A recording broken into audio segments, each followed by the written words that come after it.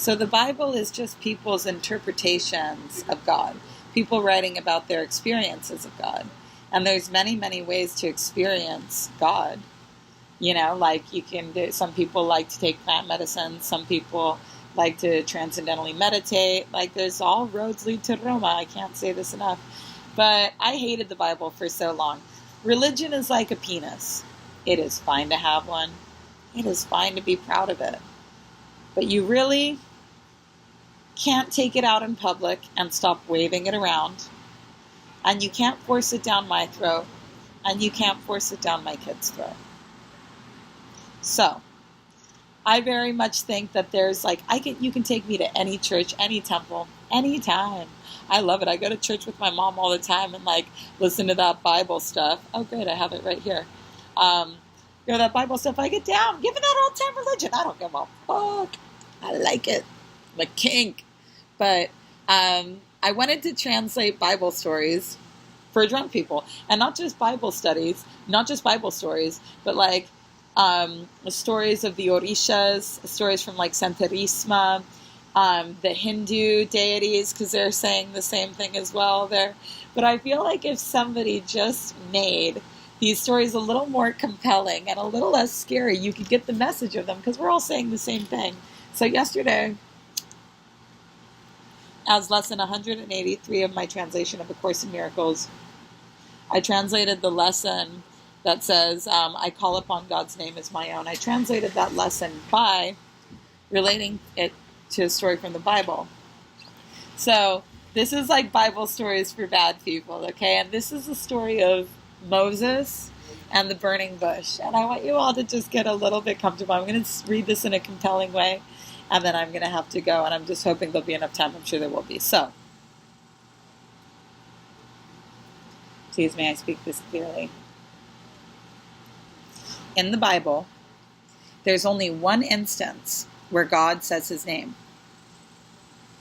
Let me create a little setting for you. Moses had a relatively difficult go of things. His mom had sent him down the Nile just after he was born in a basket she had made to save his life, when a psychic told the Pharaoh he would be overthrown by a Jew. Now, Pharaoh was so pissed he had the psychic executed and ordered all the Jew sons to be killed. This made perfect sense to him at the time. Turns out the Pharaoh's wife would be the one to find baby Moses floating down the river and raise him as the prince of Egypt. He ends up having a little meltdown and killing an Egyptian and has to run for his life. At this point, Moses is done living such a crazy existence. His life is extra weird, he knows that, and he just wants to live a quiet life, minus the constant voice of God he's heard his entire life. So he gets married, he starts working for his father-in-law, he's herding sheep, and he settles down. No news is good news, for a while. You guys like this story so far? Bedtime stories. Moses is out with the sheep, and all of a sudden he comes across a burning bush in the desert. It's glowing. It's basically a neon sign. Moses goes to get a closer look, and the bush says to him, Moses. Moses is like, oh shit, it's God. Look busy. Ah! Moses can't hide in the desert, right? So he's looking around for something to hide behind. He can't hide in the desert. So he's like a kid. He hides his face. He's like, ah, make me go away. You see people doing this on mushrooms. God is like, oh my Ganesha, what are you doing? God is amused, but also God's annoyed. Moses has been hitting the leavened bread and the wine bag a bit too much to listen well. So now God's got to come all the way down here to earth, stop everything that he's doing, burn some motherfucking bushes to get this guy to pay attention. So God's like, yes, it's me, your God, the God of your fathers, the God of your forefathers, Abraham, David. I know you're not Egyptian. You ain't fooling me. You know it's me. Now take your fucking shoes off. First of all, they're ugly.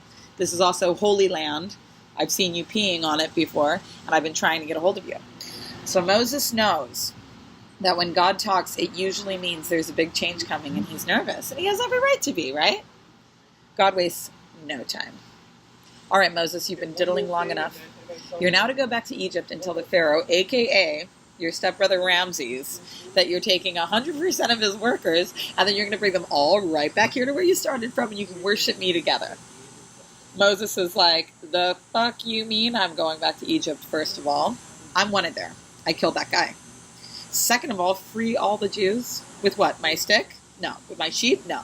No ways. I realize Noah built you an ark when you told him to. This is definitely different. People are going to think I'm crazy. The bush didn't say anything, and Moses was like, oh, bitch. But the heat of it started to burn so bright that Moses' face felt like it was peeling off. Moses knew he couldn't say no. He also knew this little orientation was about to end. It was about to come to an abrupt end. Like, you know, when you're like, you don't have a lot of time. You see spirits and stuff. Like, you have to really think fast, speak from the heart. Anyway, he knew this little orientation was about to end and that he had better get the specifics from God fast. Moses starts negotiating. Okay, so if I go to Egypt, who am I supposed to say is leading this expedition? I'm not going to take the fall for this alone. Also, I'm not just worried about the Egyptians. I'm not just worried about the Egyptians letting it go. Like, whatever. I know those people. I'm worried about the Jews. Yeah, like the Chateau Giza sucks, but I'm asking them all to leave their entire lives, everything that they know, to just come into the wilderness with me, to literally come right back here. I could just not go and worship something. Like, who am I supposed to tell them that we're all worshiping together? And God says, in Hebrew, God said, Eya Asher Eya. Now, you guys might know that my last name is Asher, but it's Asher. God says, this is the only time God says his name. God says, tell them, I am that I am sent you. Moses is like, what? That's all I get? That's basically me going and telling them that I'm God. When I say I am, they're going to think I'm talking about myself. They're going to be like, who sent you? And I'm going to be like, I am sent you. They're going to be like, you're fucking crazy. God says, first of all, rude. God says, first of all, don't assume what other people are thinking. Boo boo. It's a waste of time. I don't think. I know. I prefer it this way. With time, you can practice this. You can practice not thinking, which leads me to my next point. You are me, but I don't have a body, so I need to use yours, which reminds me, please stop with the leavened bread and the wine bag. This is where I live too. My name is your name. When you call my name, I answer no matter what. If you call my name and someone else is there with you, it makes the red telephone ring in my office. It's literally a direct line to me. Praying with someone else is a direct line to me. I've given you my name. I am that I am, just like a father would give to his son, just like a mother would give to her daughter.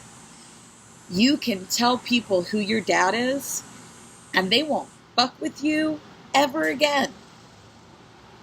Moses thinks for a second. He's like, hold up. Okay, yeah, but that's still, and this story, this Moses negotiating with the burning bush, this is the same story as Arjuna and Krishna in the Bhagavad Gita. It's the same story from the ancient text, the Rig Veda. This is just an easy way. Everyone's saying the same thing. There's just an easy analogy to when you can remember better with a story. That's why we have stories, and it's a story. The Bible's a story. That's why I want to read it. Okay, so Moses is like, yeah, but that still doesn't solve the issue of your name being something that I feel is going to create a lot of difficulty for me. To assume your identity is going to piss a lot of people off, especially the Jews. God says, yeah, but everyone can do this because everyone has this aspect. Everyone is me. They just forget it. Moses sees a little loophole and jumps for it. So if everyone can be you, why don't you go get somebody else to free the Jews? God says, because last time we were watching Earth together, we were like Earth and chill, and you saw the psychic tell Pharaoh that a baby would grow up and overthrow him and free all the Jews. You were like, you have to let me be that. I'm meant for this role. Like, you wouldn't stop bugging me about it. You specifically asked for this. Moses is not convinced at all by this, but God shows him the contract he signed along with a little visual, like maybe he was a little busy, maybe it hit the wine bag, but when you sign a contract to be here, you have to. So God shows him the contract he signed with Jochebed and Nefertiri and Ramses and even the Egyptian soldier that he killed, and Moses understands. Moses accepts. He has no choice really, but he accepts. Accepting. Go read my last couple things on acceptance. Read my poem on acceptance. It's in the caption of that video I wrote the other night. I think it's really beautiful. Plus, God has personally convinced him of his ability to perform God powers. Even though God is demanding change, he can feel how much love this message is conveyed on, and he agrees. As he moves towards the sandals, he asks God one more. Seriously, can we renegotiate the name thing in a few months? It's going to take me like 40 days to walk back to Egypt, and I'm sure we're going to have a lot of talk time. Just one word maybe, like Madonna or Beyonce. The bush glows. For a moment, Moses feels like he's gotten off the hook with the name thing, but the heat starts to get hotter.